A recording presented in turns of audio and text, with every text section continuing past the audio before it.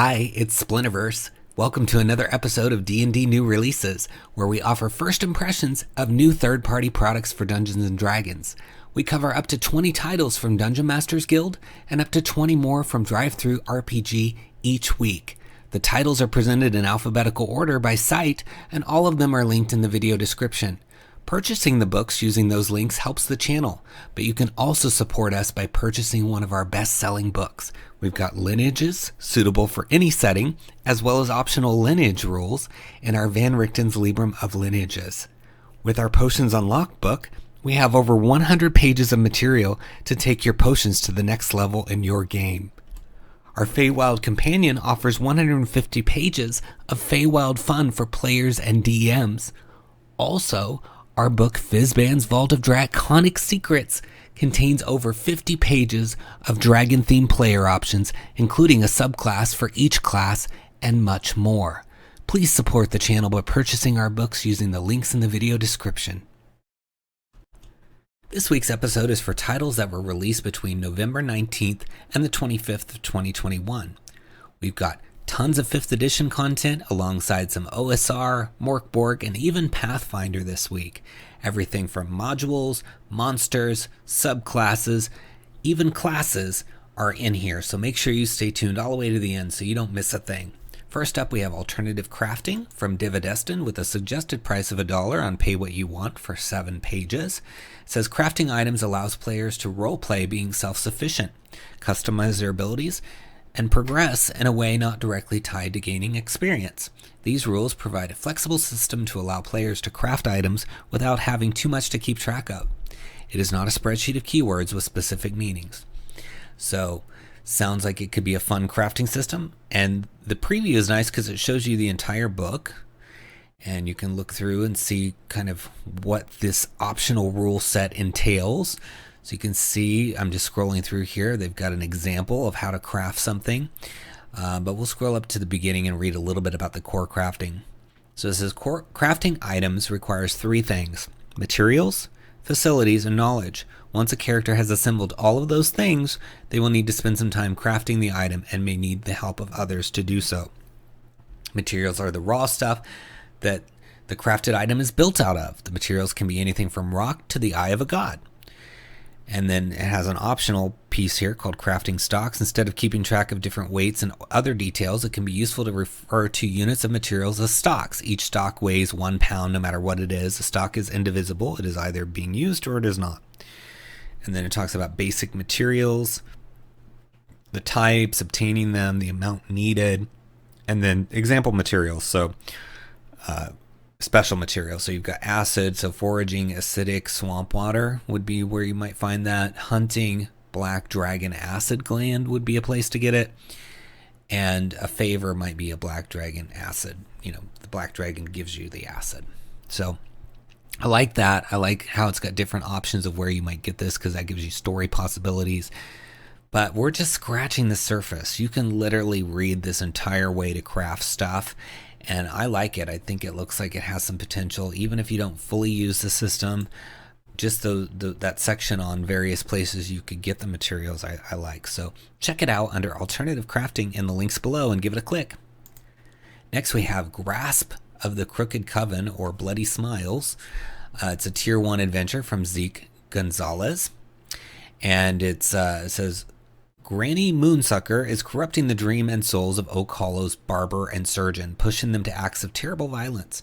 After a series of violent murders, the party must investigate the awful crimes and unravel an elaborate conspiracy. Will the characters be able to save a mortal soul from utter annihilation? Or will a symphony of violence and carnage wash over the Mistwood? So it's 21 pages, $2.95. And it says it's the 4th adventure in Grasp of the Crooked Coven, an adventure path designed to take characters from levels 1 to 6. This one is particularly tuned for level 4, and it's 2 to 4 hours. It says it's 4 random encounters, a 2-stage boss fight, 3 new monsters, including a mythic CR6 hag with legendary actions and lair actions, as well as 1 magic item. So that's awesome. All right, let's take a look inside. I like the art here. Looks really fun, and the table of contents really nice. So you've got the background summary. You're getting to see 6 of the 21 pages, so that's a good chunk of stuff. So talking about the victims, and then down here we've got something called the Broken Sword with some fun artwork. So let's see what we can read for you. So it says, 𝙏𝙤𝙦 is a small timber village that lies on the outskirts of the Mistwood, a large and mysterious fey-touched forest. Many wicked creatures prowl beneath its boughs, and legends abound of fey incursions. Lumberjacks and hunters tell stories of fearsome critters, and children whisper scary stories about its vicious residents. Recently, a trio of powerful hags who call themselves the Crooked Coven have set their sights on the corruption and destruction of 𝙏𝙤𝙦. The coven is composed of the sea hag, Mandy Brinebreath, the green hag, Rose Meatpincher, and the night hag, Granny Moonsucker. Mandy Brinebreath is poisoning 𝙏𝙤𝙦's water supply and mutating its fish into violent monsters. Rose Meatpincher is luring pets and children into the woods to perform terrible experiments on them. Granny Moonsucker is corrupting the minds and souls of 𝙏𝙤𝙦's residents, pushing them to acts of terrible violence against one another. In addition to their own schemes, the coven's wicked hag spawn have also been causing trouble in 𝙏𝙤𝙦. So, really interesting kind of setup. I like these characters of these hags. I like the names of it. 𝙏𝙤𝙦 is such a cool name. It sounds like a very well-known fairy tale location. So I really like that. Mistwood as well. And then you've got these fun little character names for the hags. And that's just the background. So I can only imagine what kind of things are going on in here with the general rumors, secrets, and clues, and the various victims that you've got information on. So I encourage you to check it out. It's only $2.95 for those 21 pages. Under Bloody Smiles in the links below, give it a click. Next we have Breath of 𝙭𝙤𝙀, The Birth of the Turquoise Dragonborn by Philip Wallace. It's a suggested price of only 50 cents, and it's 7 pages. It says, do you want to play a different type of Dragonborn? One that isn't just a breath weapon and resistance? The Turquoise Dragonborn is a Dragonborn with a breath of healing ability, and who, like a dragon infusing his horde with power, has a natural ability resembling an artificer's to infuse a single non-magical item. In addition, Turquoise Dragonborn are a chosen type of Dragonborn, not a born type, as each makes an active choice upon becoming an adult to embrace a new path. So very cool. I like the concept of it being a chosen rather than a born Dragonborn. And you get to see 6 pages, and with the cover that would be 7, so you're pretty much seeing the whole book. And I again appreciate that. So it's only 50 cents to purchase, but still it's nice that you're getting to read the whole book before you purchase it. So it's got some history here, some lore, and it even talks about their society. And then you get into the racial traits. So they've got something called the Breath of Life, and then they've got Draconic Infusion. So the Breath of Life, it says you can use your action to exhale a magical breath which affects a single target within 5 feet of you. They regain a number of hit points equal to 1d8 your Constitution modifier, plus your Constitution modifier. This breath is a radiant blue light which seems to wash over individuals and close up their wounds. You can use this ability a number of times equal to your proficiency bonus, with this number renewing after a long rest. In addition, you may use your own hit dice, normally only usable on yourself after a short rest, to heal others. Each use of one of your own hit dice results in another use of your Breath of Healing ability. You cannot use your Breath of Healing on yourself. So, very cool. I like it. I like that it's got this healing ability, and then there's this infusion that sounds fun. So, I mean, for 50 cents, or, you could even try it out for free, but I would just read it for free because you can in the full-size preview, and then pay at least the 50 cents or more if you really like it and plan to use it, because, again, that will support these creators. All right, so next we have The Dreamer in the Dark, a journey into darkness for 7th to 9th level characters. It says dive into the dark depths in this 3 to 4 hour horror-themed dungeon crawl for 7th to 9th level characters. The party is tasked to investigate the disappearance of a prospecting band in a mountain cavern, and if possible, to find the riches they were searching for. Unknown to all is the dark horror the party will discover, for in the darkness the dreamer waits and hungers. So it's got an immersive horror-themed cavern crawl, journal-based storytelling, discover the fate of a previous expedition through the records they left behind, and a risk mechanic that responds to the party's exploration of the cavern. That sounds really fun. It's only 99 cents. It's by Nathaniel Blood, and it's 6 pages. So you get to see pretty much all of them in this preview. So we'll read a little bit. Oh, that's a fun map. I like that. And the map has like numbers on it, and then these are the points of interest being described. So let's read about the cave exterior. It says, a brutally cold white maelstrom engulfs the area. A rough camp occupies a clearing in the trees, and an ice-encrusted pit yawns under the frozen cliffside. There are 3 winter wolves that prowl out of sight. They attempt to ambush the party. One tent is rent with parallel slashes. Investigate, check to find 40-20 gold worth of uncut gems, and journal page 1. A survival check uncovers a winter wolf track. So I kind of skimmed over some of the headings, but they're broken into the area name with the description, then threats, discoveries, investigate, etc. So I like that it's kind of broken out that way, so you can quickly find what it is. So if your party's like, I want to investigate, then you just jump straight to the investigate word and work forward. So yeah, I think this sounds like a fun one, and I like the map, and I like this idea that there's a risk mechanic and that there's these little journal pages that are going to be part of the story as you move forward through the adventure. You're going to pick up the different pages, and presumably they're in here to be read when you get further. Maybe it's the final page. There's some journal entries that you can read aloud to the players, and yeah, I think that'd be a really fun adventure. So check it out under Dreamer in the Dark in the links below and give it a click. Next we have the Epic Chromatic Dragons Toolbox. Make your dragons epic again. 5 pages of feats and boons to add to your chromatic dragons by Peter Wheeler or Regulus. It's pay what you want of $1 for 5 pages. It says, what in Tiamat's name is this? 5 pages of feats to add to your chromatic dragons to make them more epic. 50 plus dragon feats in total. And it says you can see the whole thing in the preview, which is nice.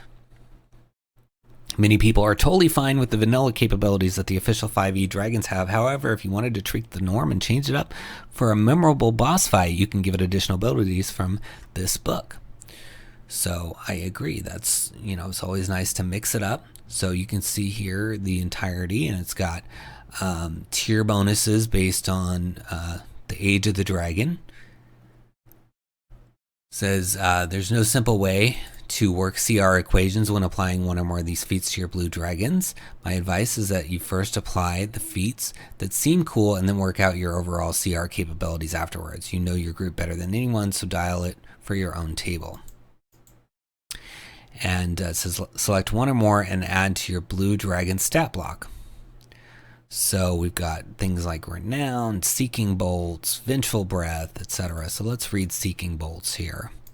It says, once per day, this breath does not use the breath weapon feature nor require it to be recharged, but can only be used once per day. The dragon breathes a 60-foot cone of lightning whose bolts hunt out the weakest target. All creatures make a dexterity saving throw. The creature who rolls the lowest result, including modifiers, takes 2d10 lightning damage per dragon tier. All other creatures take damage equal to half this amount. So that's great. I see how they're working in the tiers with the age of the dragon. So it'd be more damage if the dragon is older. And then you've got something called Shocking Breath. Creatures who do not succeed on their saving throw against the dragon's breath weapon also lose their reaction. So that's a nice little twist. So yeah, there's some fun stuff in here. And that was just the blue dragons. There's the green dragons, red dragons, black dragons, white dragons, all of them. They're all represented. And it's only $1 for some fun abilities. And it's suggested price. So you can come through, read all of them, decide if it works for you, and then give it a purchase. But to get there, look for Epic Dragon Toolbox in the links below and give it a click. Next, we've got Fantastic Trove, Mighty Treasures and Fearsome Foes by Devin Thurgood. It's $4.99 for 30 pages. And it says, the Fantastic Trove is a fairy tale themed collection of legendary creatures, new magic items, useful tables for DMs, and alternative rule options. It is meant to help add fantastical elements to the game. It includes 10 new legendary creatures ranging between CR 4 and 30, a lair action compendium, a table of lair actions that can be applied to any creature for a more dynamic battle, environmental event compendium, a table of environmental events similar to lair actions to change up the dynamic of a fight for all the creatures involved, a table of 50 fairy tale trinkets, quest hook catalog, a list of quest hooks that can be used for side quests, one-shots, or whole campaigns, 36 new magic items of all rarities, an optional rule for armor materials, armor made from different materials that have different beneficial effects with 21 materials, and an optional rule for weapon materials that has basically a similar thing going on. And it says some of the favorite highlights of the book include a vile hag, a legendary hag creature who derives joy in gaining power over others and uses her concentrated cast ability to cast incredibly powerful spells once per day. The Book of Sealed Souls is a very rare magic item listed in the book that can imprison souls of other creatures, allowing them to be released at a later time. It is an item that can add a lot of interesting encounters into the game as adventurers discover the souls waiting to be released from their paper prison. And then you've got some samples here of some of the pages. So here's the armor materials, and here's some of the items. So let's look inside the book. So you get to see 4 of the 30 pages. So here's the Doomsday Serpent stat block, the lair action compendium. It says the following lair actions can be given to any mundane creature to increase the difficulty of an encounter. When determining how much damage a lair action should do, consider a monster's general strength and party level. And then you've got environmental events and fairy tale trinkets, and we get to see some of those, such as a foot-long string of golden thread, a fragment of broken mirror. But let's look at some of these ones here, because we get to read the whole thing here. So there's something called Feycorn. It's a wondrous item common. The seemingly normal acorn came from the Feywild and carries some of the Feywild's latent magic. As an action, you can plant this magical acorn in a patch of dirt or sand. After you do, a 30-foot-tall oak tree will grow in 1 round.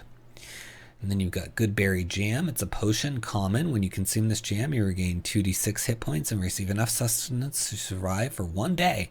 You're also cured of any non-magical poisons and diseases. Very cool.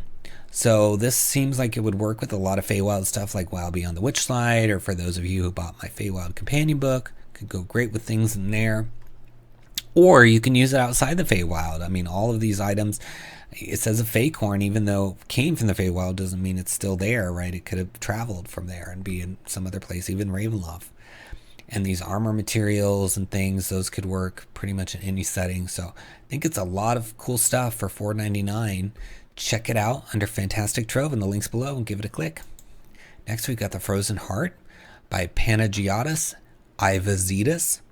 And it says it's made for new players, this adventure, and it's $3 suggested price on Pay What You Want for 35 pages. It says, in the icy village of Alessa, its prominent guild is looking for new members. Our heroes are among the lucky few to receive one of the coveted invitations. However, no one takes one of the prestigious positions among the legends of Alessa without being tested. A terrifying pentathlon awaits anyone who considers themselves worthy. The reward, glory, fame, and promises of money to the few who will succeed. But what only a few know is that the guild has a well-hidden secret. The temperature is lower than ever, while the icy tundra beyond Alessa carries whispers about the frozen heart. Today, as the disputes of the past come to haunt the present, nothing seems to be able to stop the impending doom other than a handful of young heroes. And it says it's an introductory adventure for 4 to 6 first-level characters. It's designed to showcase the various elements of the game, like checks, saving throws, combat, roleplay, and more. And it takes the DM's hand and guides both him or her, or whatever pronoun, and the group through the extraordinary place to basically learn the game together. So I think that's fun. I mean, you need adventures like this where you can start to learn how to play and not feel intimidated by the game. It can be really challenging. You pick up a complex adventure like Curse of Strahd, and as your first adventure, you might struggle and maybe even give up if you want to DM for the first time. So I definitely think it's nice to have things like this. So we're looking through the full preview now, and you can see it's a really nice layout, very Wizards-esque, got lots of cool artwork.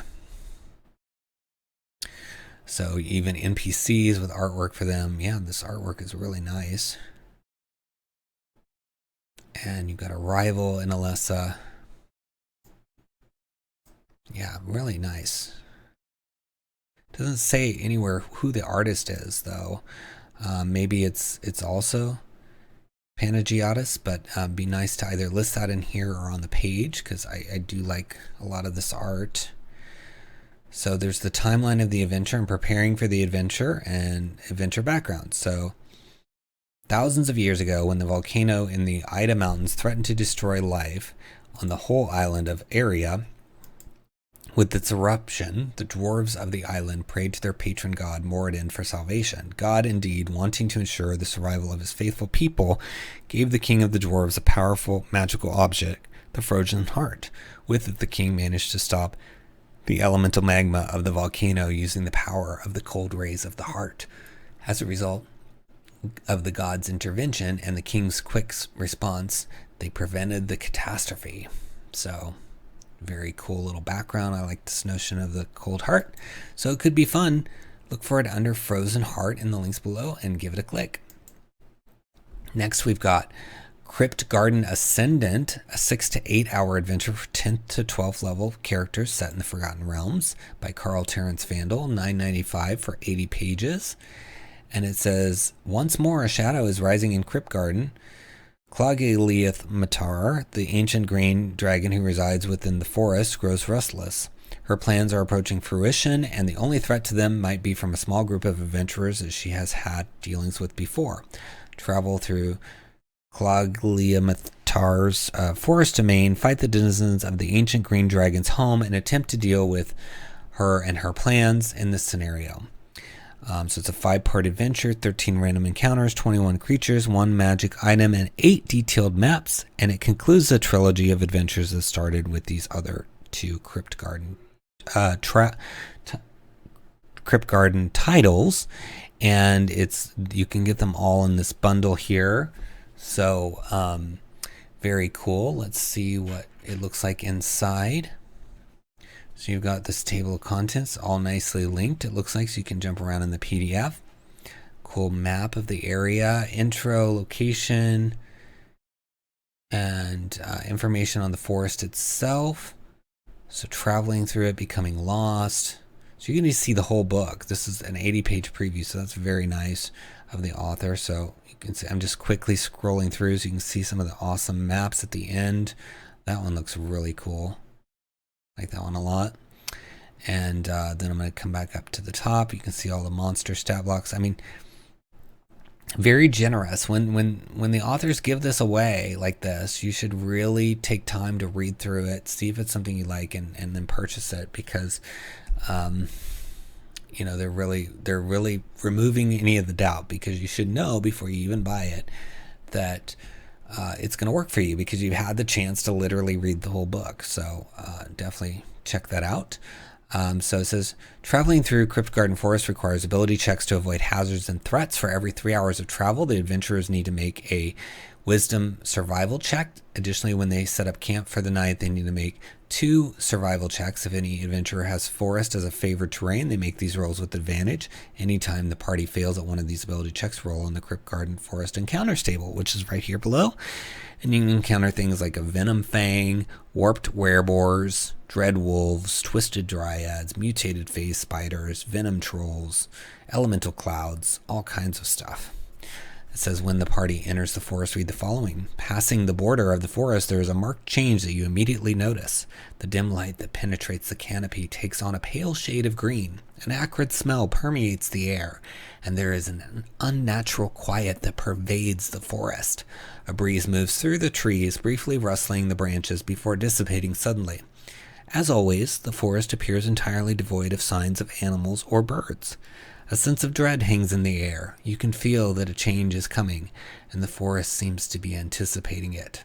Finding your bearings, you set off through the trees. So that's a cool little start, right? Very moody. And the book seems to have a ton of links to help you bounce around and get to the parts that you need quickly, which I like. And it's just a ton of content, 80 pages. So I think you should check it out. And it's under Kryptgarden Ascendant in the links below. Give it a click. Next, we've got the Macabre Surgeon, an Artificer Specialist from Sam McGurran. It's a suggested price of $4.99 on Pay What You Want for 22 pages. It says, innovation requires experimentation, and there will always be those who seek to push the boundaries of scientific and moral understanding. A combination of healer and mad scientist, many of those who have been saved by a macabre surgeon shiver at the memory of their unorthodox methods and try not to think about the hulking Promethean that shadowed their steps. So it's inspired by Mary Shelley's Frankenstein, and it's got the Macabre Surgeon subclass, inspired backgrounds, related magic items like Wound Weaver, Cassandra's Tear, and others. And then we've got NPCs and then Macabre Surgeons as villains, tactical tips, stat blocks for a Macabre Surgeon and their Promethean, and tables for environmental hazards and laboratory defenses. So it seems like the Promethean would be maybe what the Macabre Surgeon makes.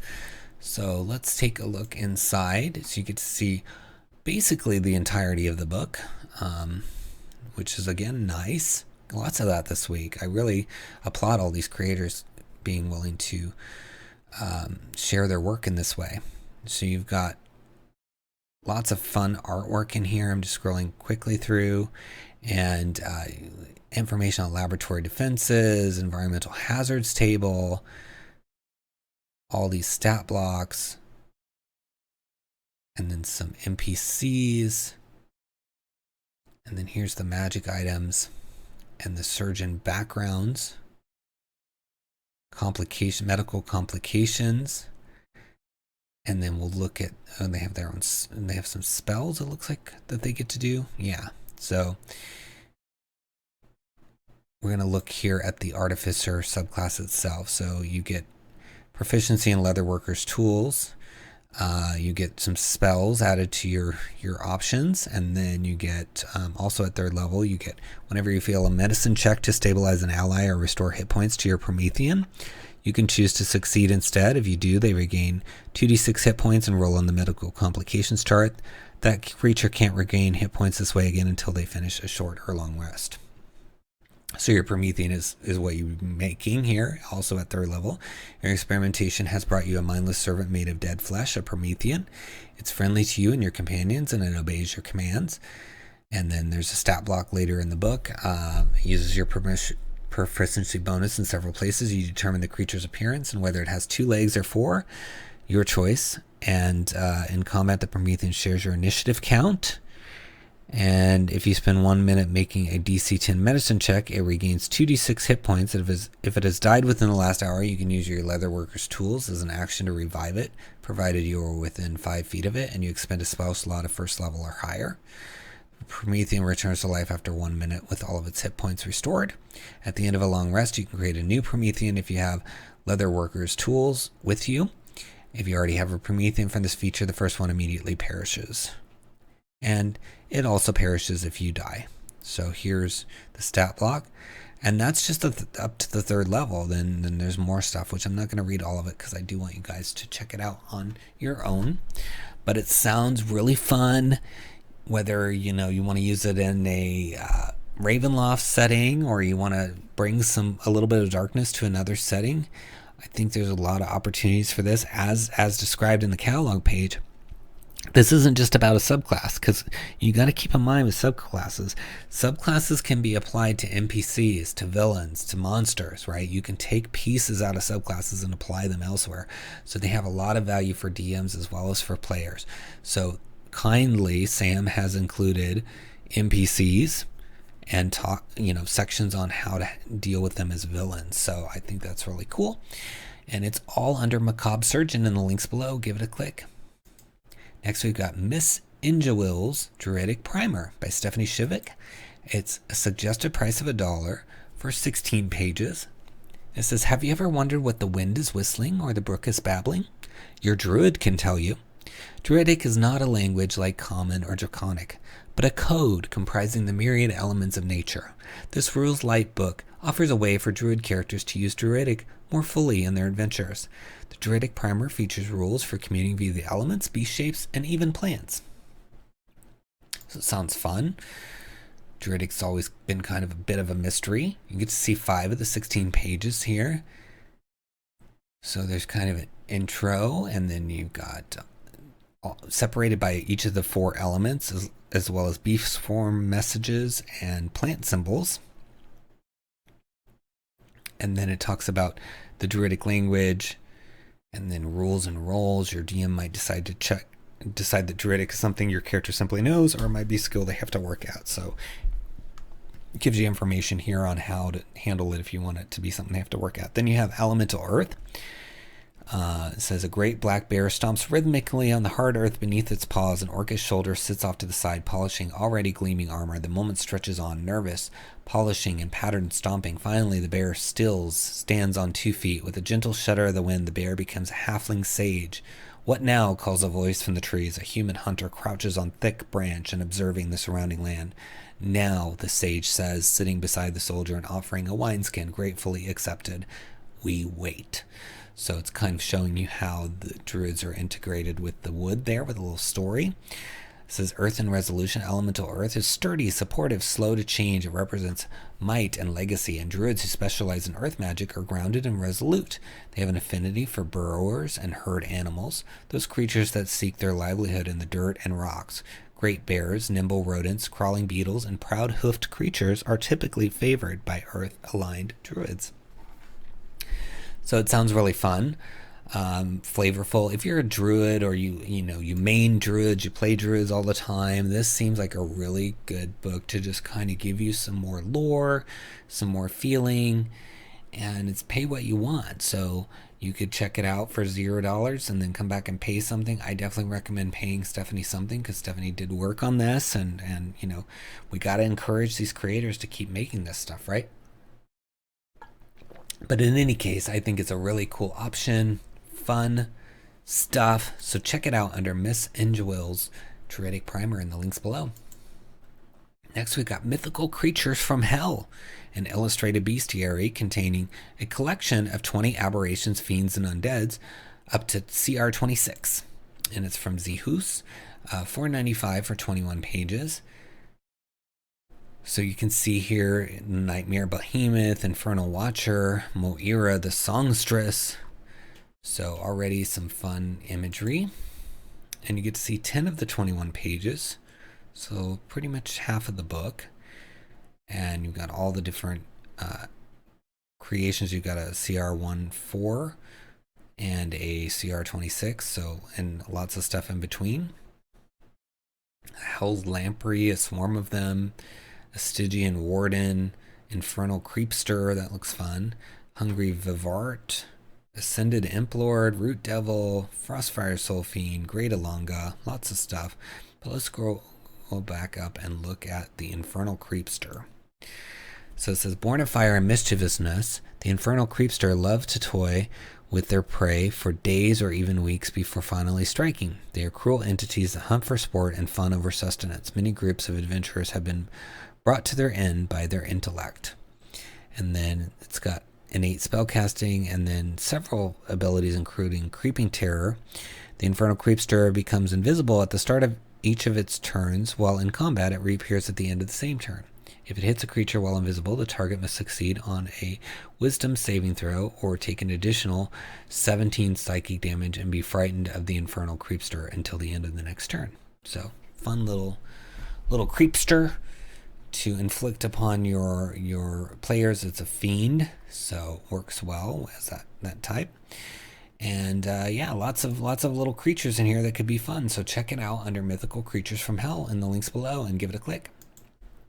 Next, we've got Return of the Azure Bonds for the Forgotten Realms. It says, mysterious tattoos unveil a nefarious scheme in this action-packed adventure for characters of 6th to 9th level by Brian Holmes, Carrie Jordan, Chad M. Lynch, Gordon McAlpin, and Steve Jasper Orr. It's $14.95 for 126 pages with stunning artwork. The party wakes up from a deep sleep to find themselves marked with strange blue tattoos. These are no ordinary tattoos, as the azure ink shimmers with a deep magic. 5 distinct symbols aligned on the sword arm of each character. The group has no recollection of how they got there, but feels a deep sense that these marks serve an insidious purpose. Who put them there and why? How can they be removed? These answers await as the group embarks on the adventure, Return of the Azure Bonds. This adventure is a spiritual successor to Curse of the Azure Bonds, the adventure novel and computer game from earlier editions. Characters wake up with no recollection of these tattoos and must unravel the mystery. The product includes 6 full chapters for the adventure that take the characters to various locations in the Cormyr region of Forgotten Realms. I love Cormyr. That's awesome. 10 maps that help visualize the locations and encounters found. 31 stat blocks, including several original NPCs, professional presentation, and 9 pieces of artwork. So you can see it's got a nice layout. And I mean, it's 126 pages, so that's a significant amount of pages for an adventure, which is cool. And you get to see 16 of them in the preview. And it's also from Wizard Sleeve Studios.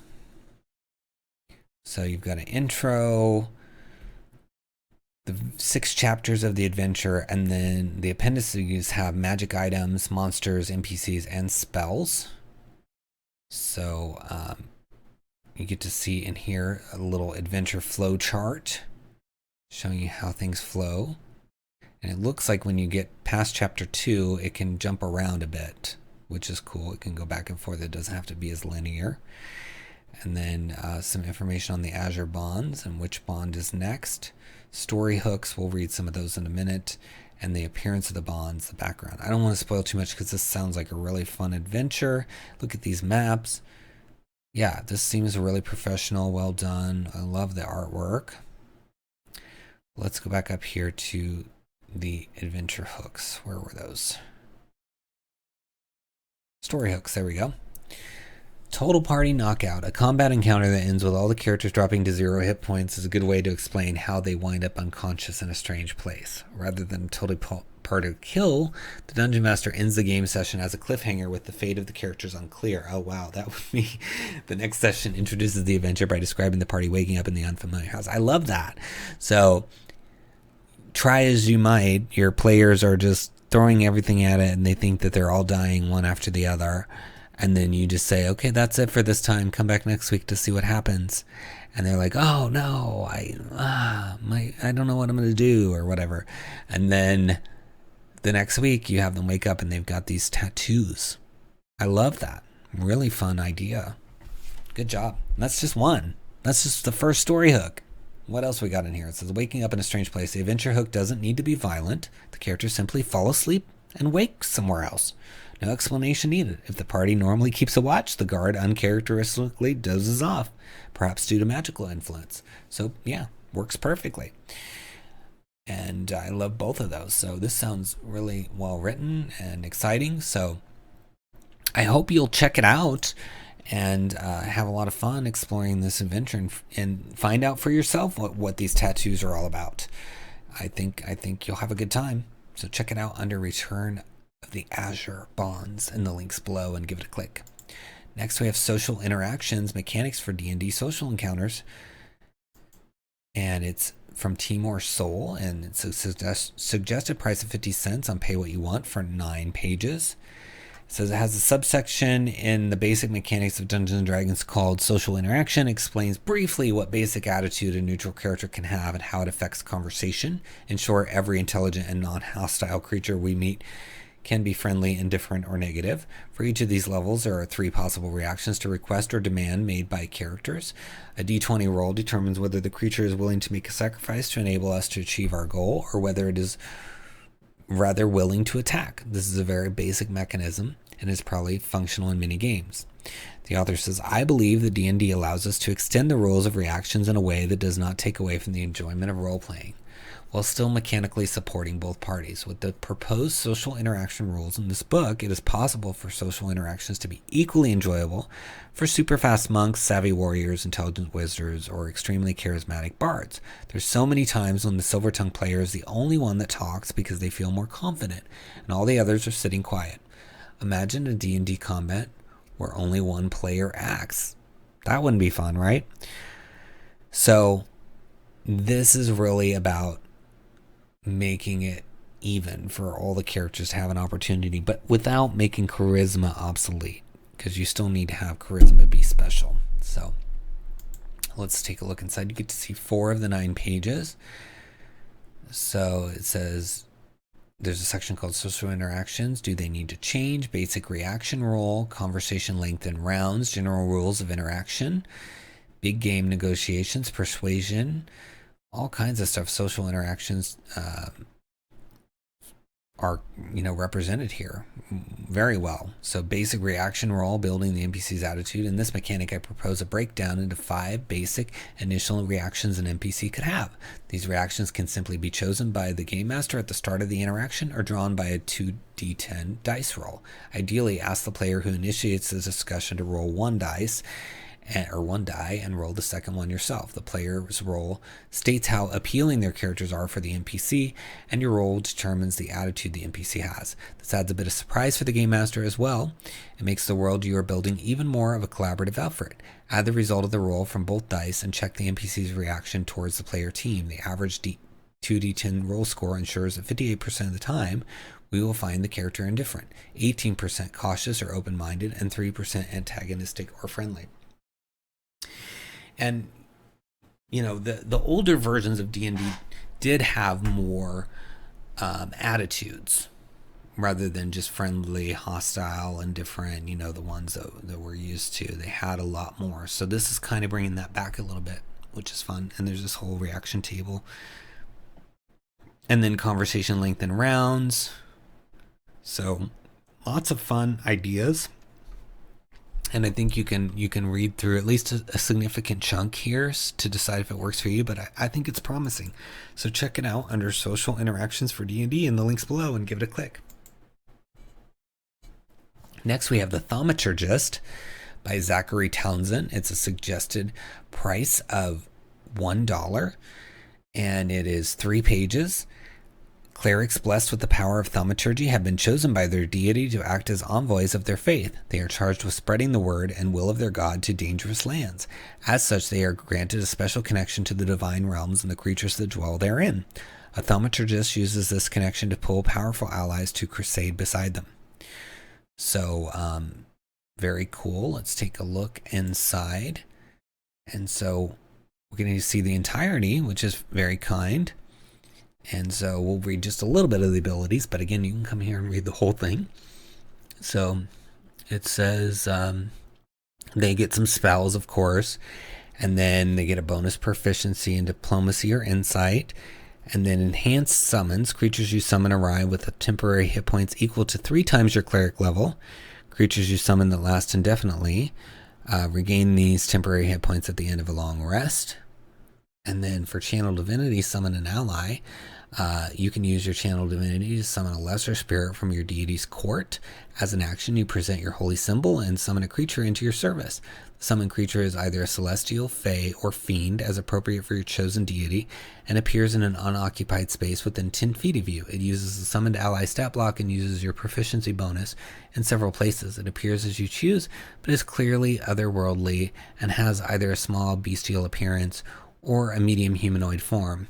Your choice has no effect on its stats beyond its size. So very cool. And there's a stat block for the summoned ally, and then you've got to summon a cohort later in this subclass. So it looks like could be pretty fun summoning these things. So check it out under Thaumaturgist Cleric Domain in the links below and give it a click. Next we have Tomb of Annihilation, random encounter map pack. So it's by Nikola Ninkovic. It's $2.99, and it says it's 13 beautiful random encounter battle maps that bring Chult to life. Each map comes with morning, day, and evening, a morning day version and an evening version. And then there's a version with and without grids, of course. So here's a beach version, here's the full jungle, here's the mountains, here's the rivers and ruins, and then a swamp wasteland. So lots of stuff.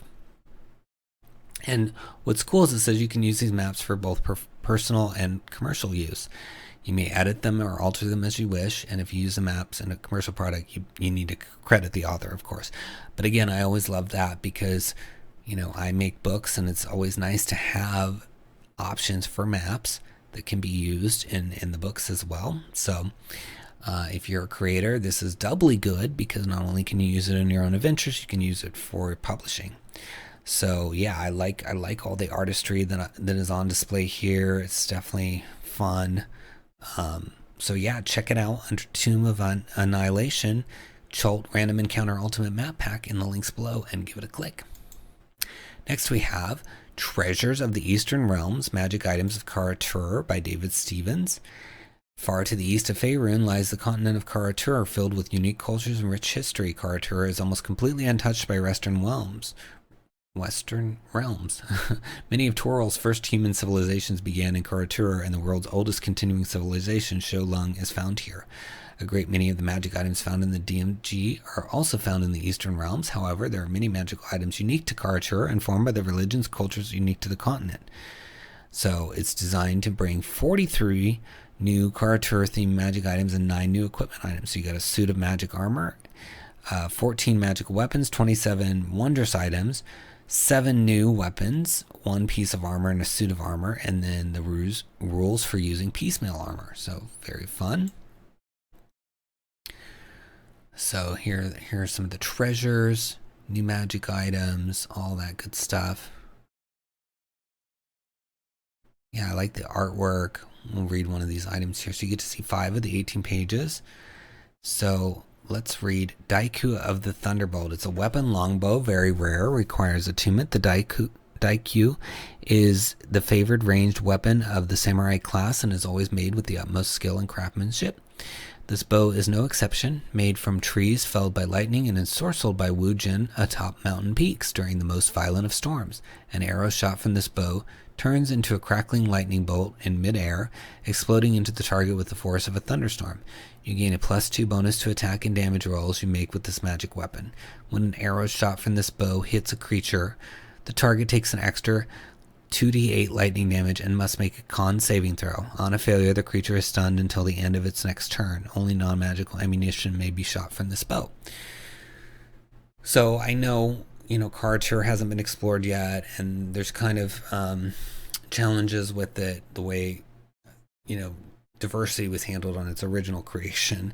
So this book is cool because it's not really doing the setting information. It's really just showing you some magic items that you might have come from there. So even if you don't want to create 𝘏𝑗 using your own homebrew stuff or past editions being converted, you can have some flavor of 𝘏𝑗 with these items that are going to be found maybe outside of 𝘏𝑗.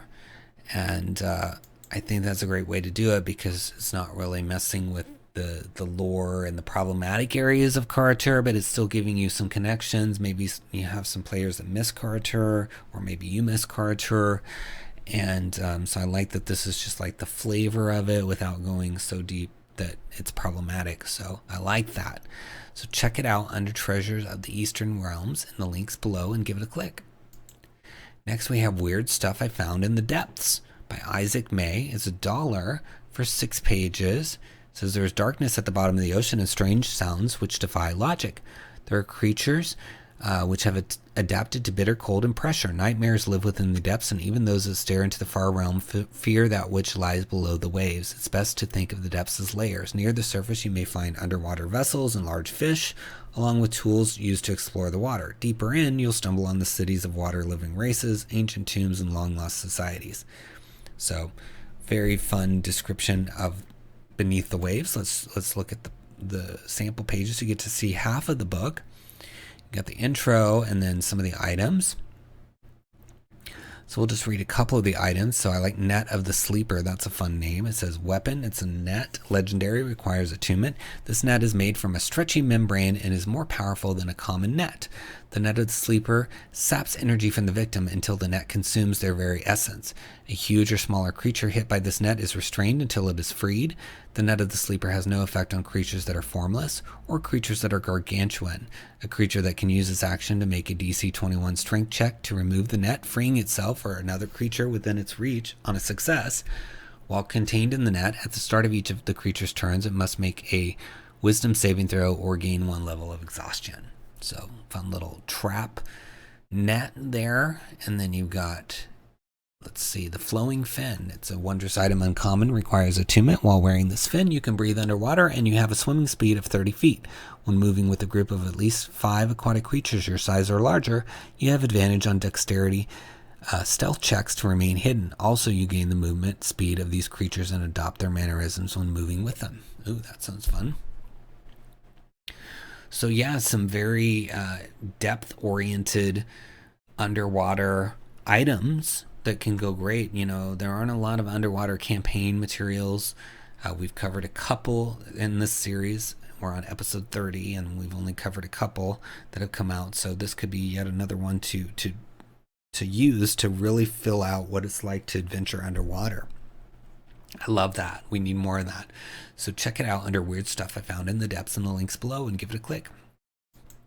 Next, we've got this fun Witchlight Carnival stuff in a product called Wild Beyond the Witchlight Physical Props by Christopher Lee. It's $3.33, and it says a complete set of printable physical props for Wild Beyond the Witchlight. These are all designed to enhance the tabletop experience.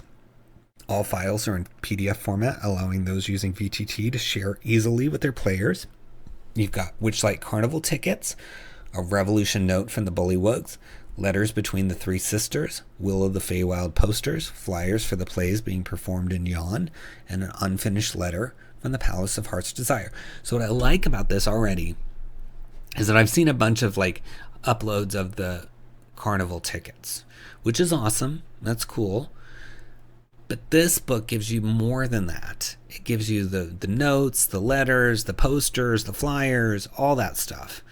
And there's 6 different styles of textured paper, which can be printed on the paper prior to printing the letters and flyers. Alternatively, the paper can be aged in a more traditional tea or coffee approach, or you can even buy, parchment paper that can be printed on and then, rough up the edges. And there's a number of options. Mixing up the textures of the paper really elevates the feel of the handouts. Try using linen paper or parchment or similar. The Witchlight Carnival tickets are best printed on a single sheet of paper, double-sided. These can be then cut out and handed to the players. And then you can use a hole punch to keep track of the number of rides. But I mean, look at how gorgeous they are. I really love this. I mean, here's the handwritten note. Here's the wanted poster.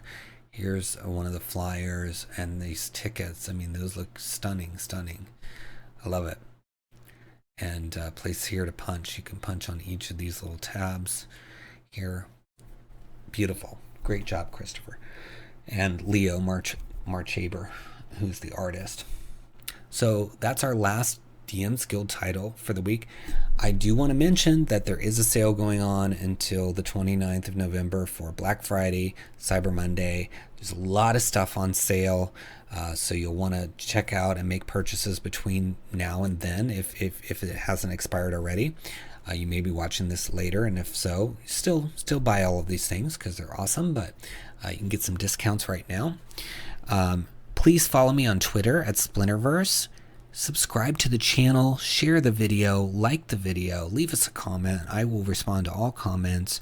And click on those links, support all these creators, help them continue to produce material. If you purchase anything after clicking those links, we do get a small percentage which supports the channel. And consider purchasing one of our books. As part of that sale, Feywild Companion is at its lowest price ever right now for 150 pages of Feywild fun, including full adventures, encounters, magic items, a fully fledged domain of delight, subclasses for every class, spells, you name it, it's in there.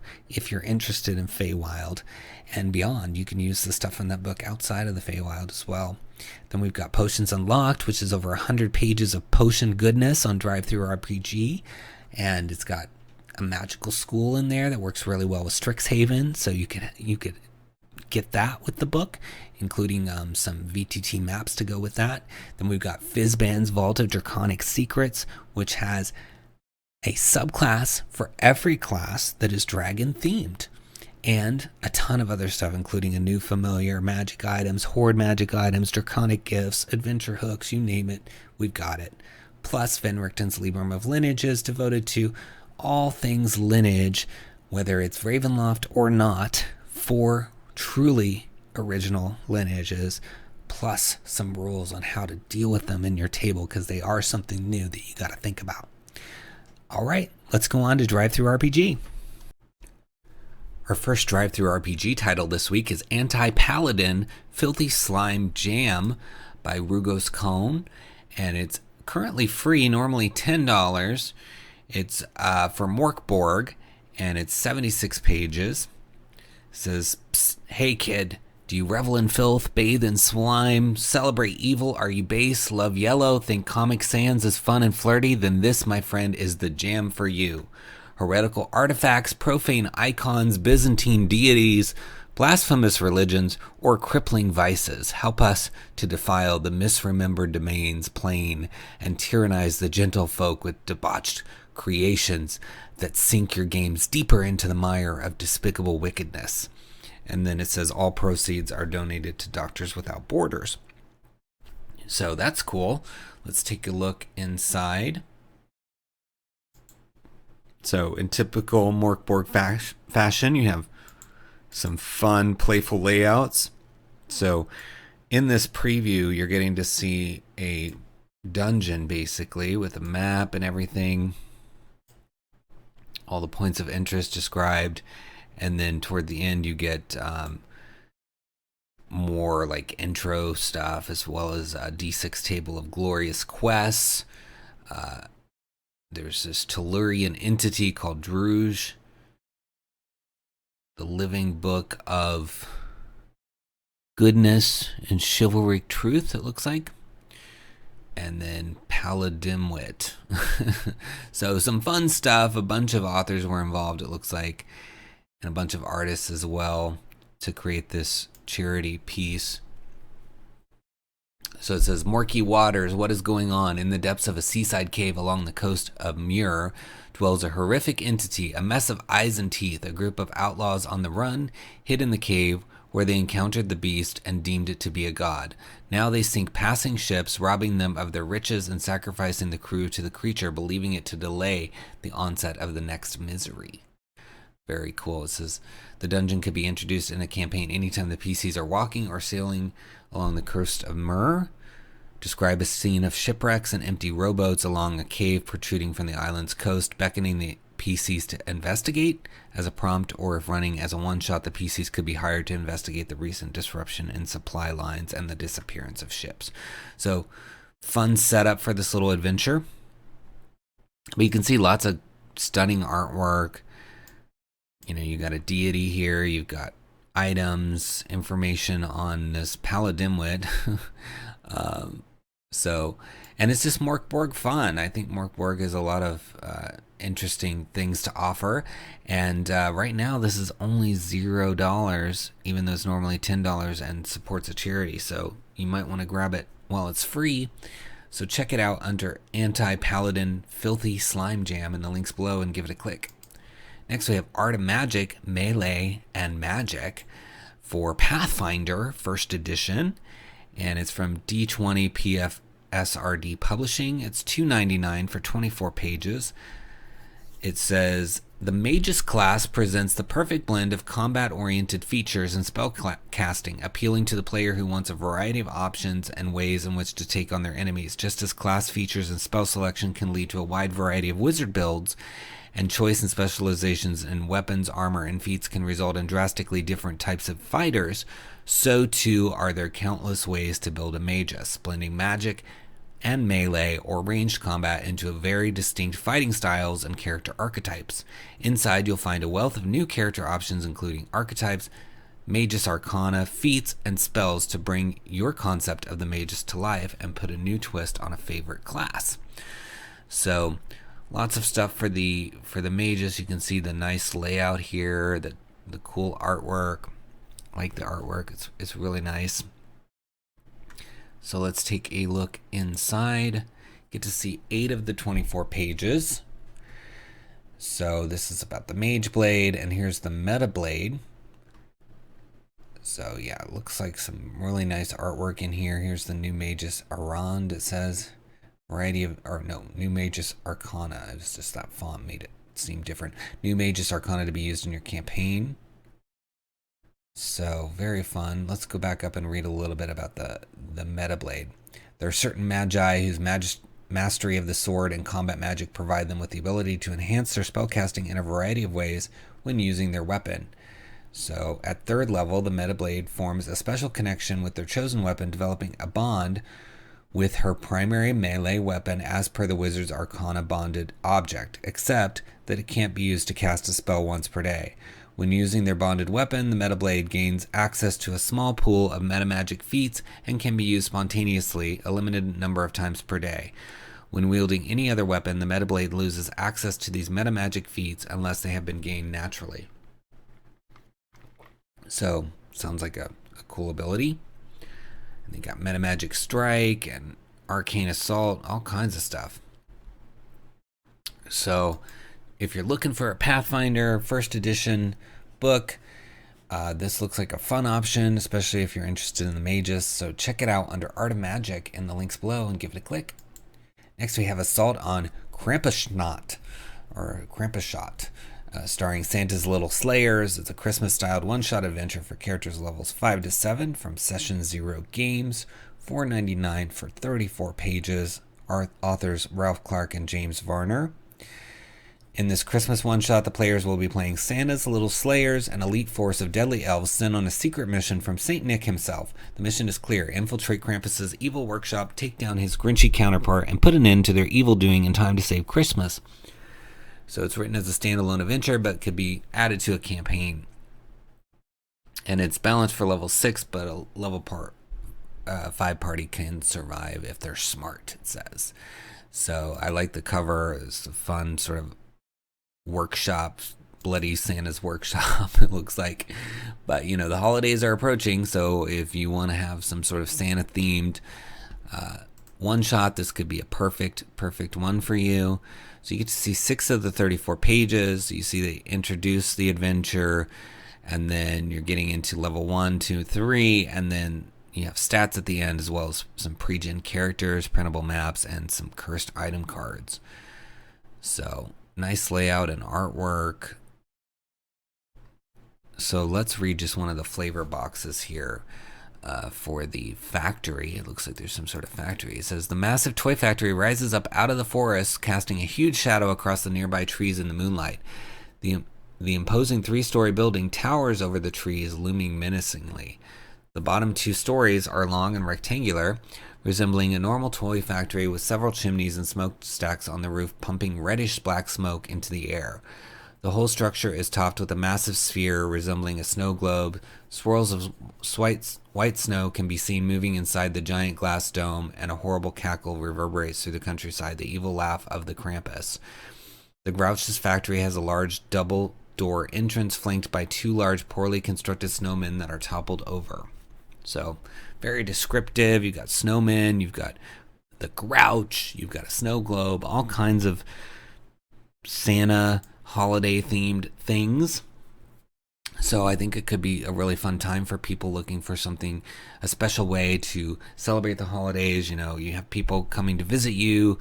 One-shots are perfect because maybe these aren't the people you normally get to play with. So you can just have a one-shot and be done. So check it out under Assault on Krampusnacht in the links below and give it a click. Next we have Casper's Guide to Elementals from Chamomile Has Adventures, $4.99 for 42 pages. Authors Chamomile and Virgil Clemens. It says it's filled to the brim with new races, transformations, classes, and an examination of the elemental chaos. Who lives there, how long they get along, and how much they deserve to be stabbed in the face and have their diamond palaces looted.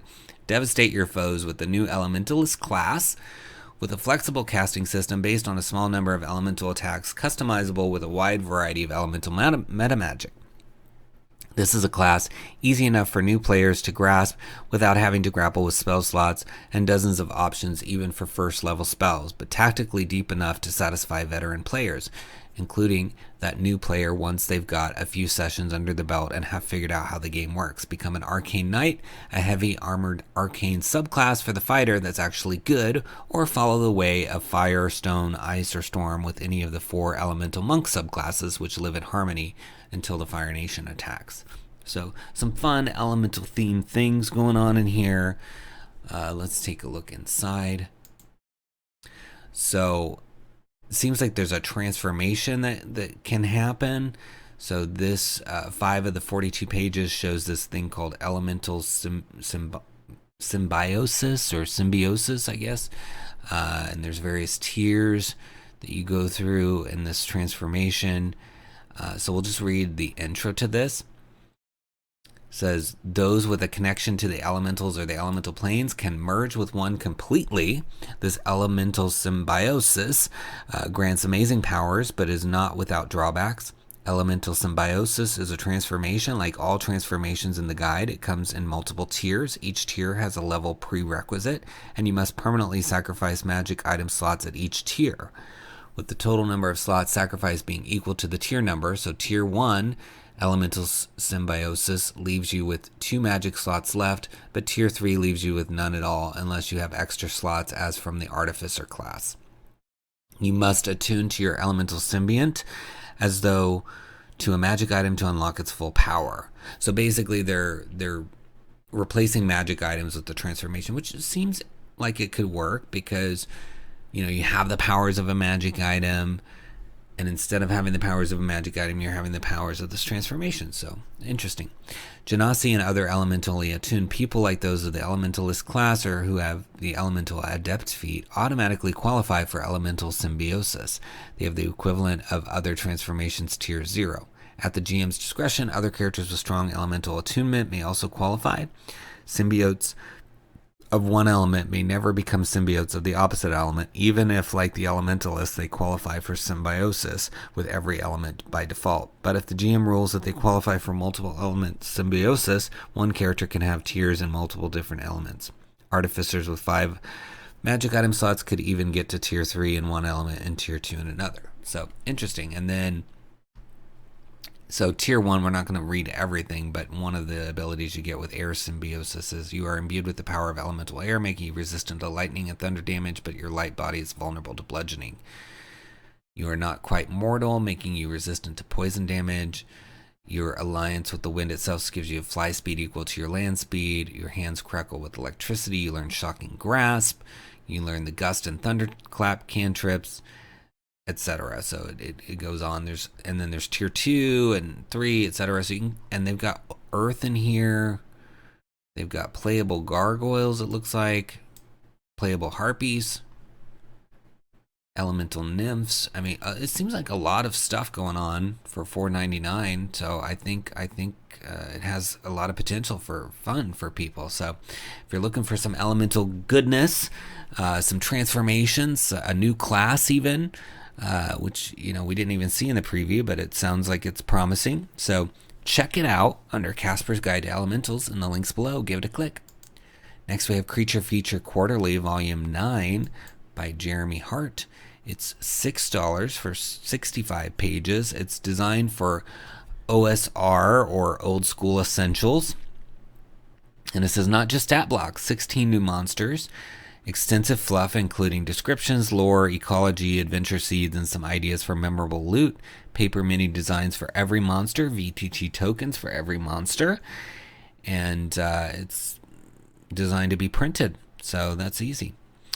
And then here you've got the hit dice for the monster, so everything from hit dice 1 all the way to 13, and all kinds of fun names. You've got Arurazel and Mezayael, all sorts of tongue twisters for me.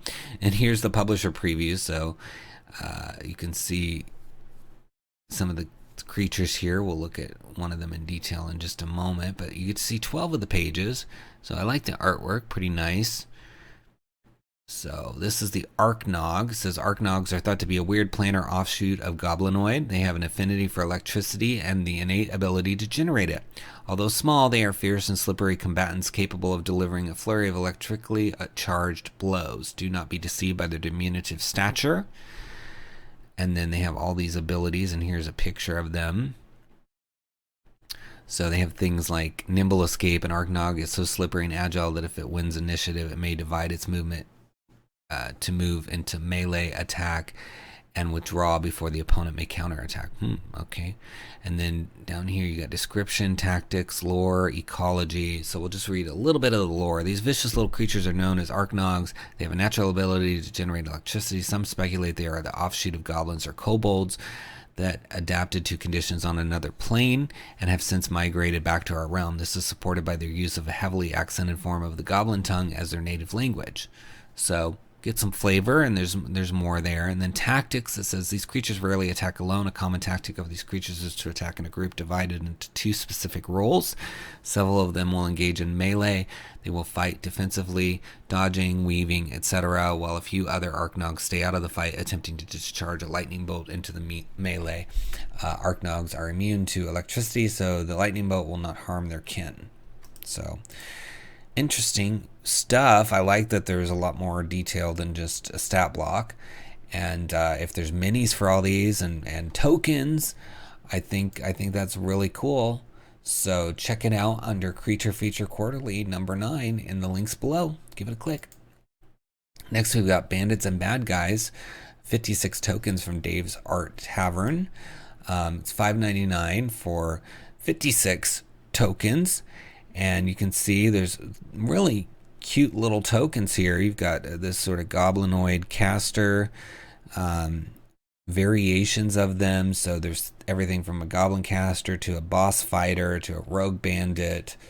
And then they have color variations to get you to the 56. So 15 unique figures, and then various versions to get you to the 56 count.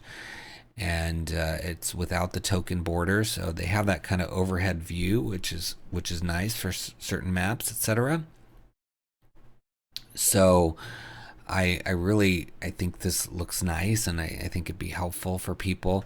One suggestion, if you're watching David Ball here, maybe do Dave's Art Tavern : Bandits and Bad Guys, because I'm guessing you're going to release other sets, and since this is the name of your company, it might be good for people to know what this particular product is, separate from what you're going to release in the future, because I think this is your first release, but I like it. It looks really cool, and these are nice overhead representations of characters, and I think a lot of these could really be used, because you've got various casting. This one's got a hand, this one's got a fireball, basically.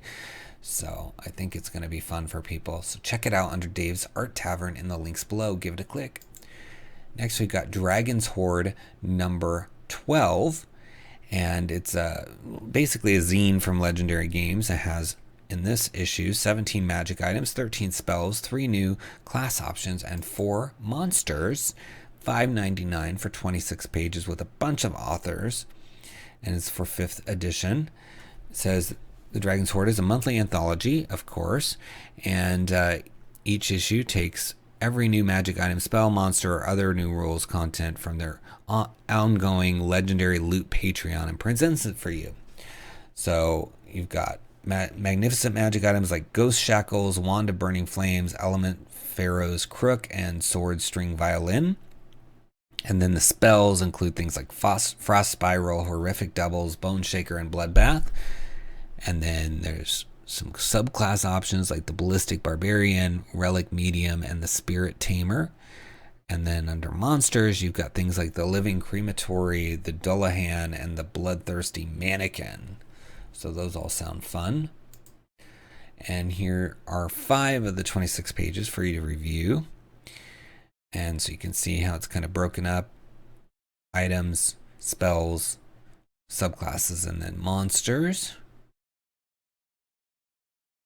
So they're listing all the items here, so we get to see some of the items. So we'll pick one of these to look at. Let's see, which one do we want to look at? Let's look at Ghost Food. That sounds kind of fun. So it's a wondrous item, uncommon. This pitted iron pot has handles on each side and is sealed by a tight lid. Removing the lid unleashes the wretched stench of molding, rotten food. This meal, once comprised of rice, vegetables, and meat, is unsuitable for living humans, but is nearly irresistible to the undead. To activate a pot of ghost food, the user removes the lid and stirs the foul concoction 3 times. Any undead creatures that come within a 40-foot radius of the ghost food is compelled to go to the pot and begin feasting. Mindless undead receive no wisdom save to resist the effect and ignore all other creatures in the interest of feasting. They will not take any self-destructive actions to reach the pot, such as walking through a cliff or into a fire, but will get as close as they can and wait until they can safely eat or until the effect ends. So, very cool. And I don't know if it says how long it lasts once you open the lid. Or, you know, if the food goes away, that might be on the next page. But sounds like a fun item. And very, very distinct. You know, you could throw that out there and then have all these skeletons or zombies or whatever come eat on it. And then you just walk right past them because they're busy feasting.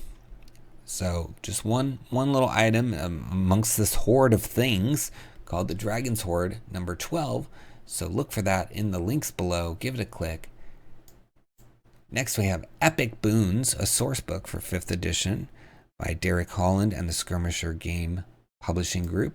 It's already a best copper seller in its first week, and it's only $2.99 for 28 pages.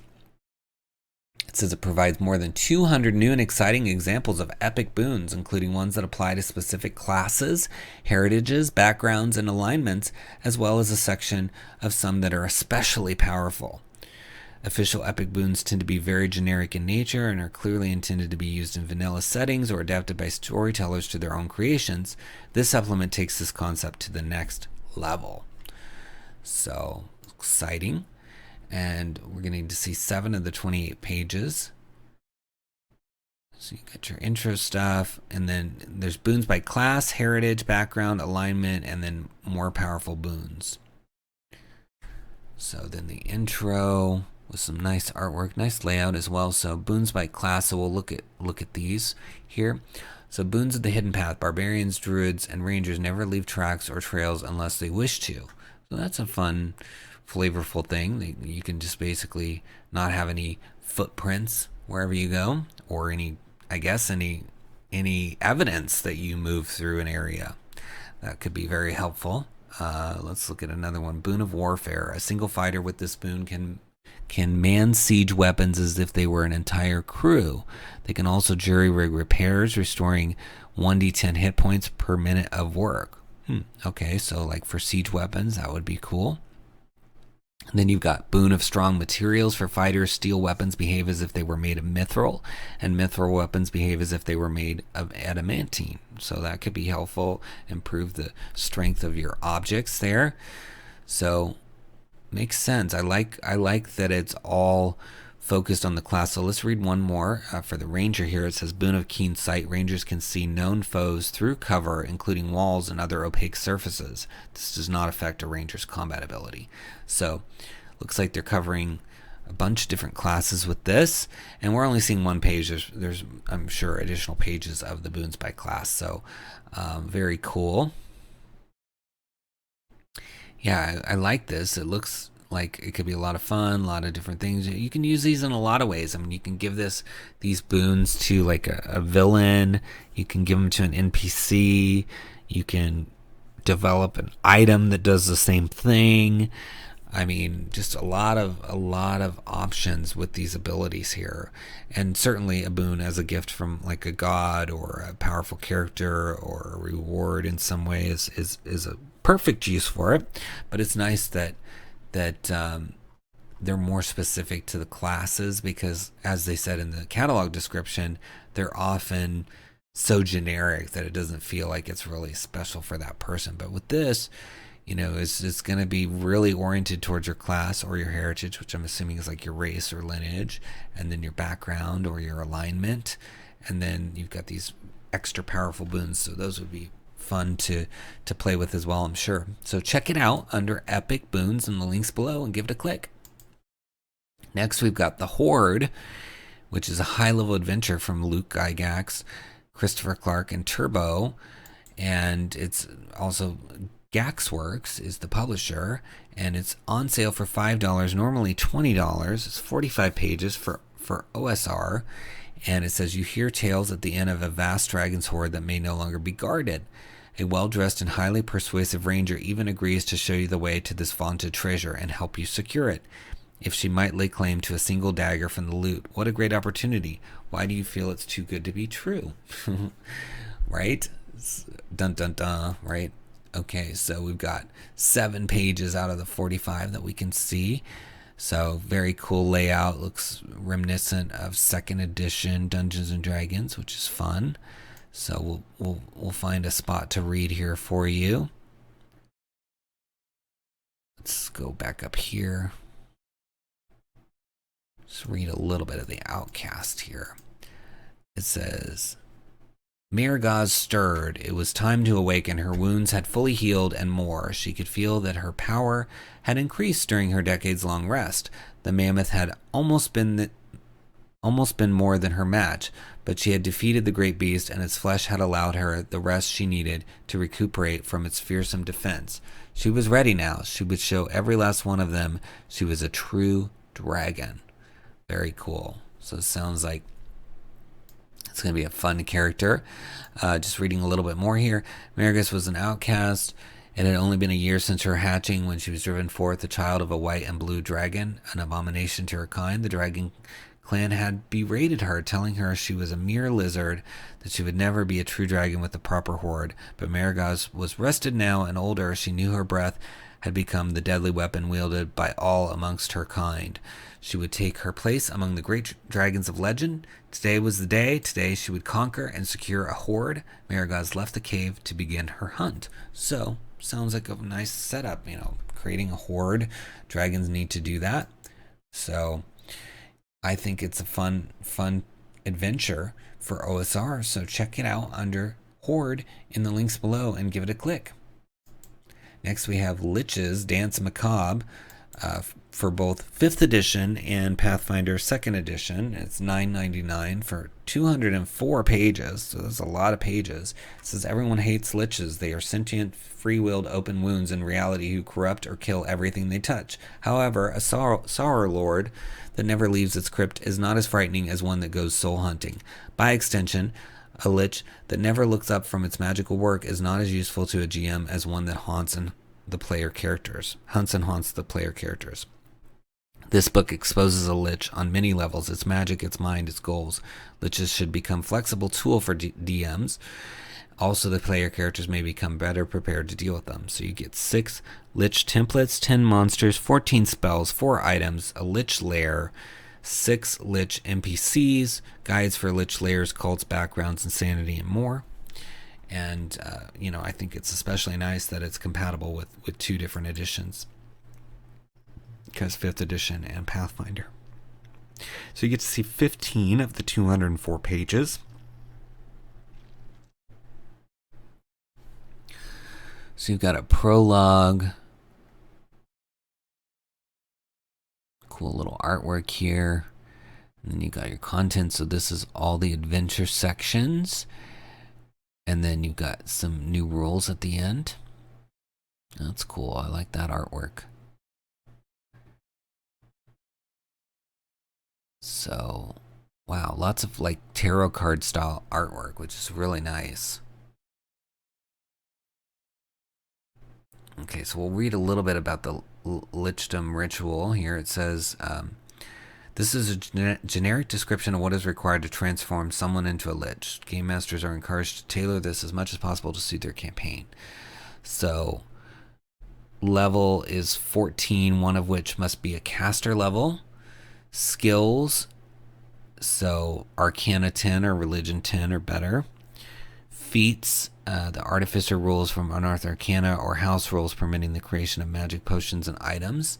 Spells, Magic Jar, Animate Dead, Dark Vision, or Clairaudience and Clairvoyance.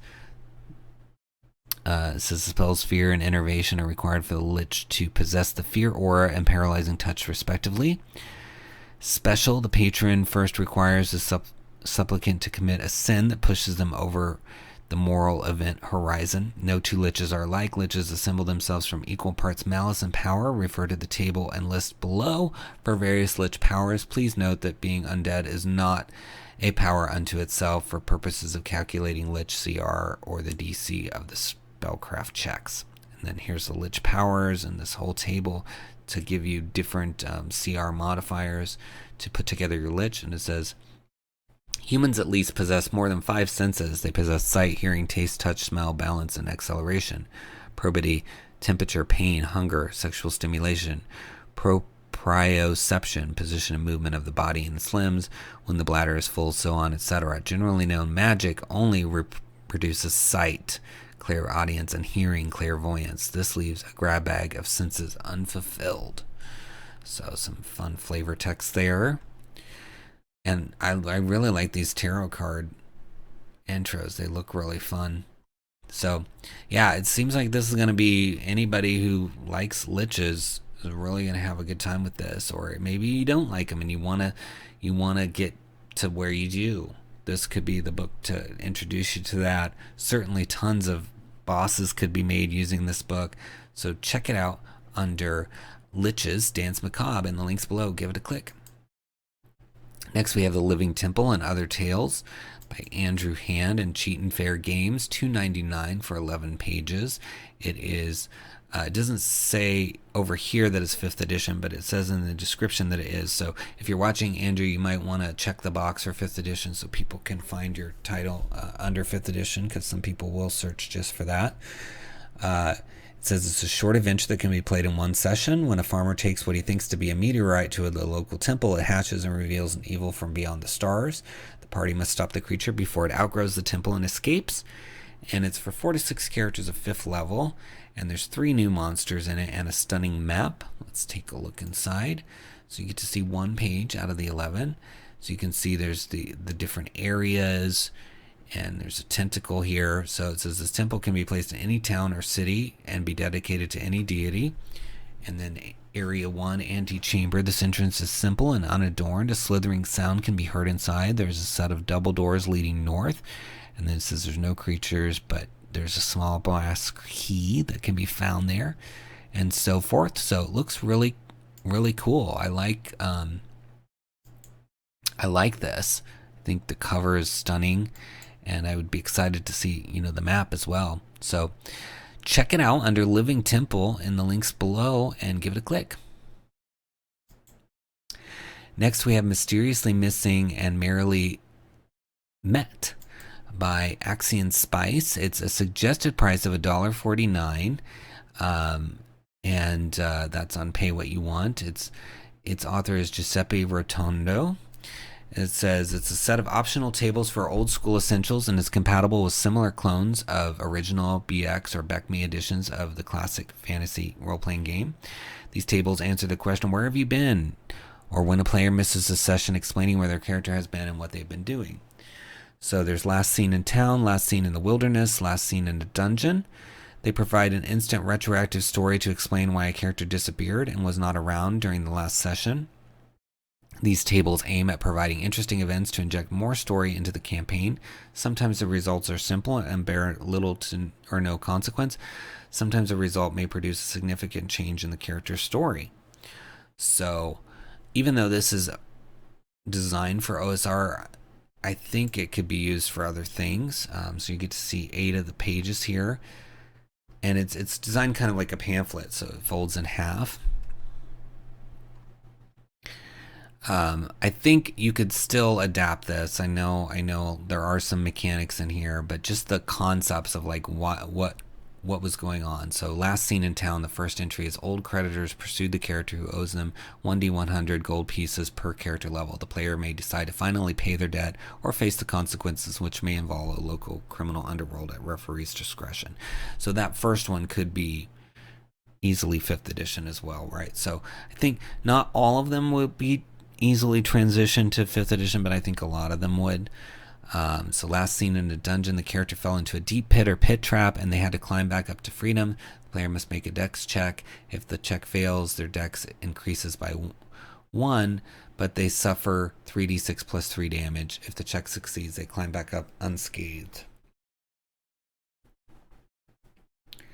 And then last seen in the wilderness, the character remained behind to contemplate the landscape. The player must make a wisdom check. If the check fails, the character's wisdom increases by 1. So, some various things going on that explain this character, what they've been up to. this is good if if somebody missed a session, you can explain where they've been, or if maybe an NPC has been missing, you can explain where they've been, or even where somebody's coming from, because nobody, typically just appears. Well, maybe some, but most characters are coming from somewhere, right? So this can really help you sort that out. It looks like it has some good options. We just read a couple, but the other ones look good as well. So check it out under Mysteriously Missing and Merrily Met in the links below. Give it a click.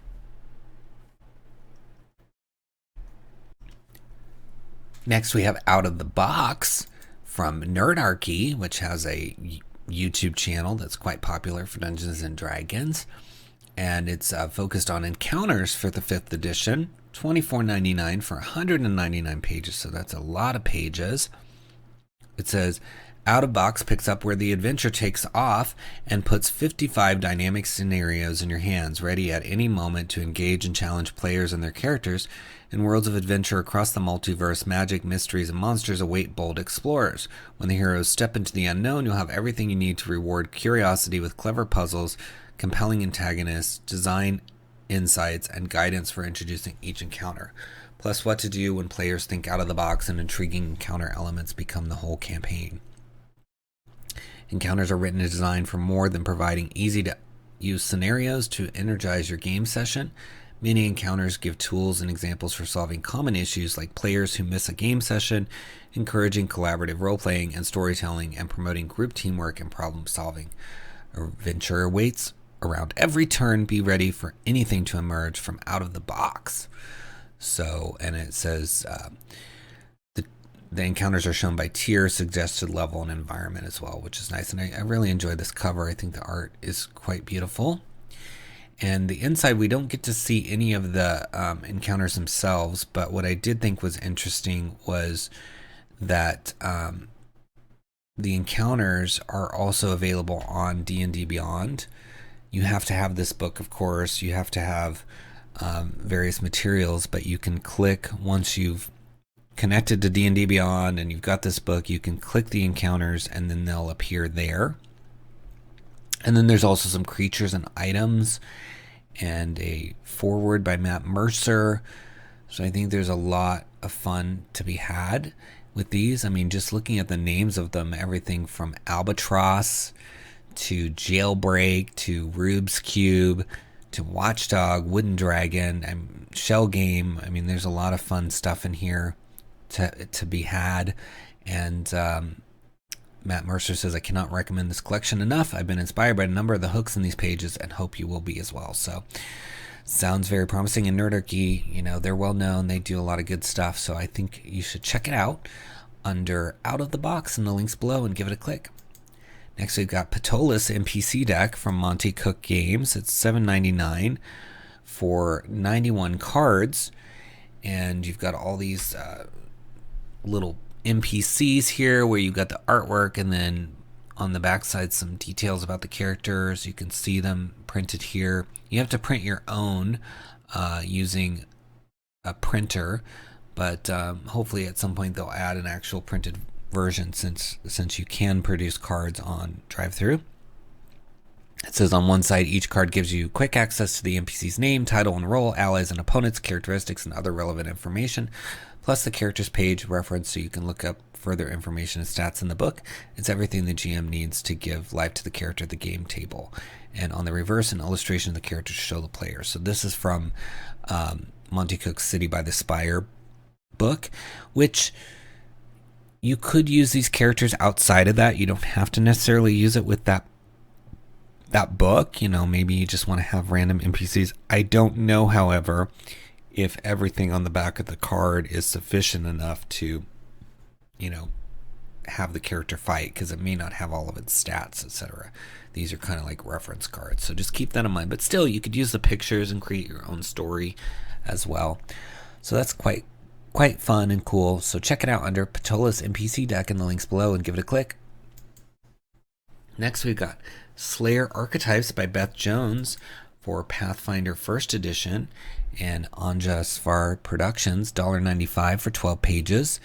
It's got the Archivist, the Deadly Fist, the Kingslayer, the Masquerader, the Pious Blade, the Rampager, and the Dispenser are all these archetypes. It says a Slayer's job can be a solitary one. Slayers can't always rely on their party members to match their stealth. It's hard to surprise a foe when an ally is full plate is clomping along behind you. For this reason, some Slayers forgo the study of sneak attacks, since that usually means working in tandem with someone else to flank, and instead focus on solitary methods of taking down their prey. Following are Slayer archetypes that employ a variety of other methods such as bombs, hand-to-hand combat, enchantment, and illusion magic, rampages, and even a deity-approved sanction pool to defeat their enemies. So here's the interior.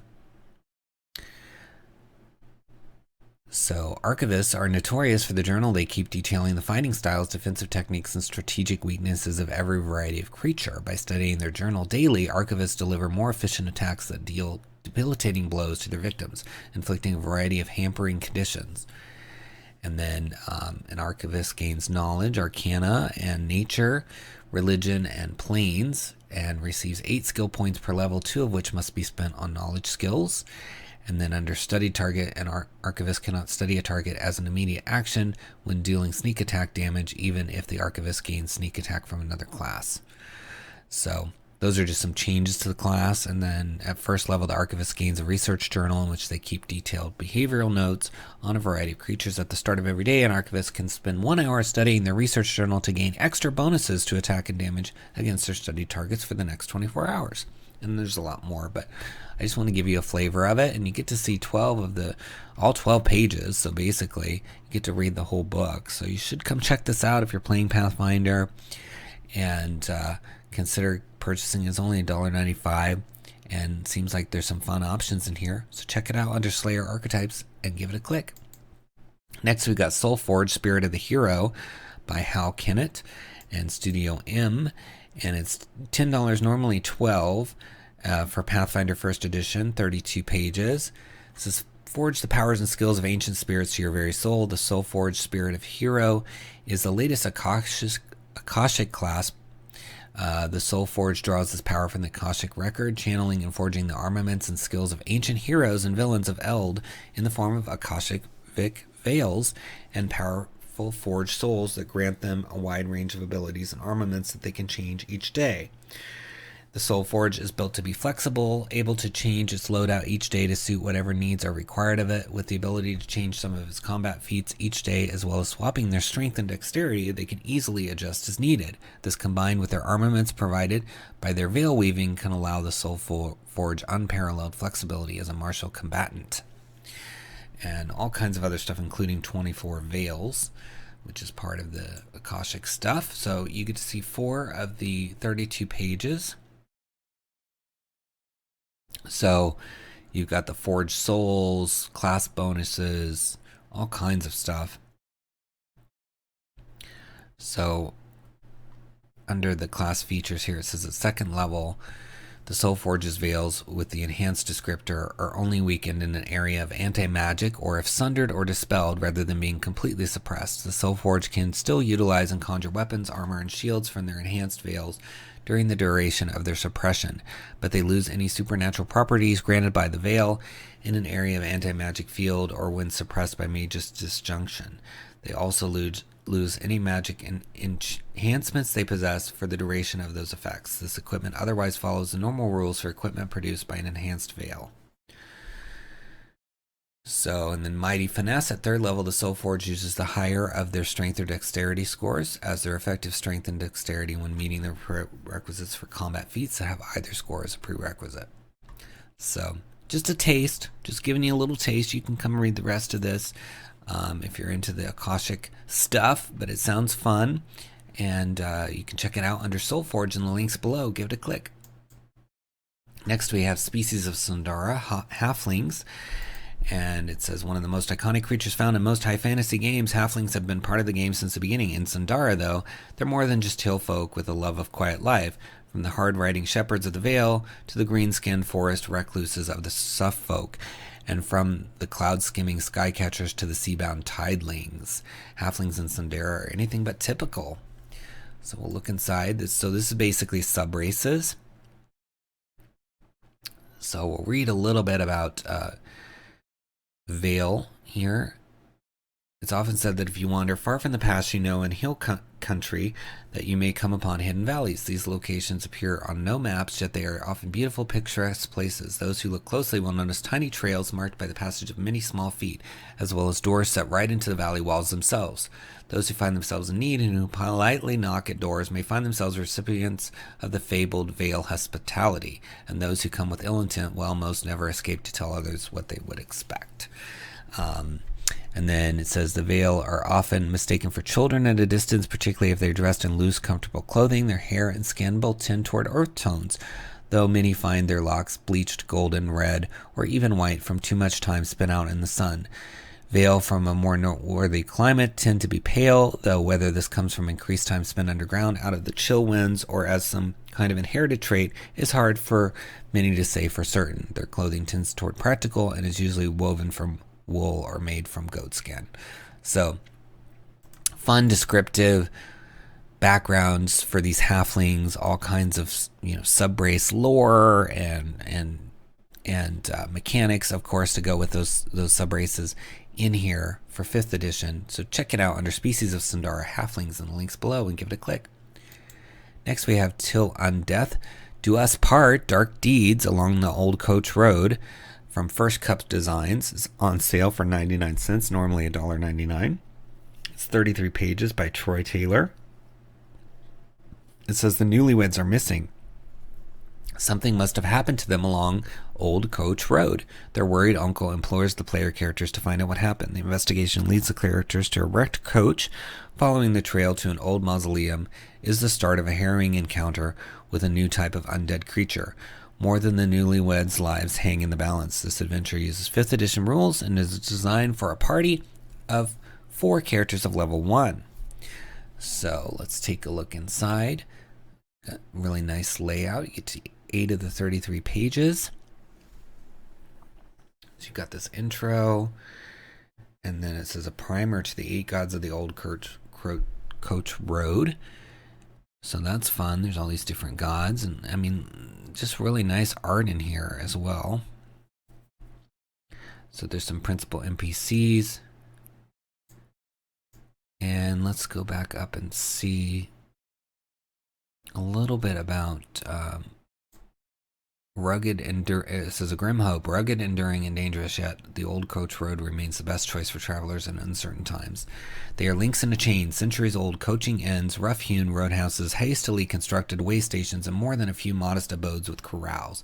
Some operate in the heart of a bustling town, while some cling to the outskirts of a village for protection. A few are lonely points of light in a wicked wilderness. Luxury is considered less important than security, and that even less than the welfare of the horses pulling the stagecoaches. In most places, the old paving stones are gone. The roads that stitch the old empire together are a patchwork now, a shadow of its old self. Some shortcuts veer away from the main for the convenience of time, war, or a change in landscape. The rocky roads splinter the wheels just as muddy ruts entrap them. So I like this idea of this road where there's a bunch of stagecoaches and, people have to take it because it's really the fastest route. So you could probably put this road anywhere. And then there's this whole adventure in here in addition to these gods of the road. And you've got this adventure where you're trying to find these newlyweds, but I'm guessing they're undead based on the title, Till Undeath Do Us Part. So check it out under Till Undeath Do Us Part in the links below and give it a click. Next we have Vault of Magic from Kobold Press, $29.99 with a bunch of authors, and it says a trove of powerful new magic. Inside Vault of Magic, you'll find a vast treasure trove of enchanted items of every imaginable use, more than 900 in all. There are plenty of armors, weapons, potions, rings, and wands, but that's just for starters. From mirrors to masks, edibles to earrings, and lanterns to lockets, it's all here ready for you to use. So it's 240 pages, more than 30 unique items developed by special guests, fabled items that grow in power as the characters rise in levels, new item themes such as monster-inspired, clockwork, and apprentice wizards, and then 25 treasure generation tables. So very cool. Let's take a look inside. And Kobold Press always does beautiful work. So you can see here the table of contents, how many items. I mean, just tons and tons of items, 240 pages of them. And everything from potions and scrolls to armor and weapons. So you've got the Angry Hornet, the Enraging Ammunition, Serpent's Tooth, Standard of Divinity, Drought of Black Owl, Orb of Obfuscation, Locksmith's Oil. I mean, just so many fun titled things. And this gorgeous cover, you can see they've got nice artwork on the edges as well. So I think there's going to be a lot of fun stuff in here. We don't get to see any of the items here, but if you're familiar with Kobold, it's well-written stuff with beautiful art. So I think it's really worth considering, especially at 240 pages. So check it out under Vault of Magic in the links below and give it a click. Next, we have Warlock Blight Catchers from Fire Ruby Designs. It's $6.69 on sale for the PDF, or you can get a hardcover black and white book for $21.38 or a combination for the same price.